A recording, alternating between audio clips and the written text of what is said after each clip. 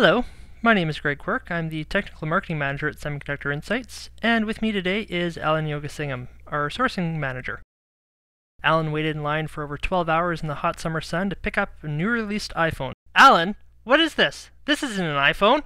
Well, when I looked at the temperature, I decided it was too hot to wait in line. Fortunately, I know a guy who knows a guy who knows a guy who works at Apple in China, so I met him behind the building and he sold me this out of the trunk of his car, and for only $300. Alan, that's not an iPhone. Sure it is. There's the Apple logo right there. And that's not the Apple logo. First off, there's no stem on the Apple logo. Minor detail. And it's backwards! So? And pink! Ah, nuts. Well, since it's here, we might as well take it apart and see what a fake iPhone contains. Here we can see Sam tearing the phone apart. There's nothing really special about this device. It's a simple GSM phone with a 1.3 megapixel camera. It features an MP3 player, but it's not really part of that of an iPod.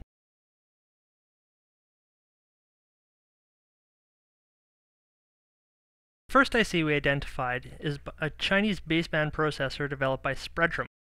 The SC6600D05 is a single-chip GSM GPRS baseband. This would be one of the first times we've actually seen a processor from this company. At least it's good to see that the counterfeiters in China are supporting local industry.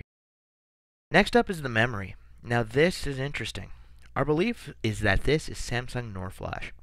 According to Samsung's part decoder, we're looking at a 64 meg dual bank memory. And all the phones we've torn apart so far, I've never seen this particular Samsung part before. Here we see Vimicro's VC0568. This is a camera controller chip that essentially lessens the burden on the phone's CPU to process image and graphics.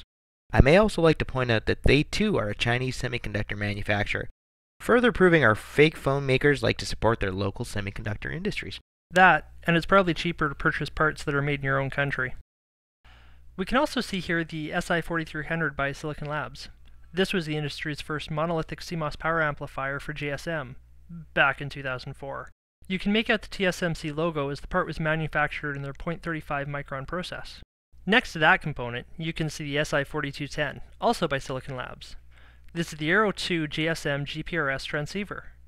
This transceiver was developed to reduce the number of components on the phone board by having multifunctionality in one chip. This, in turn, gives designers the ability to create compact phones. As you can see by looking at the board, this iPhone clone is relatively simple. Incorporating a baseband transceiver design with a small amount of external memory for function, the developers went for a low-cost solution, which is great considering how many people they probably conned into buying this thing, thinking it was really an iPhone. Ugh. There, Alan. You probably would have wasted the $300 on something just as useless. Like a vintage copy of E.T. for the Atari 2600. Thank you for joining us today for the teardown of the iPhone clone.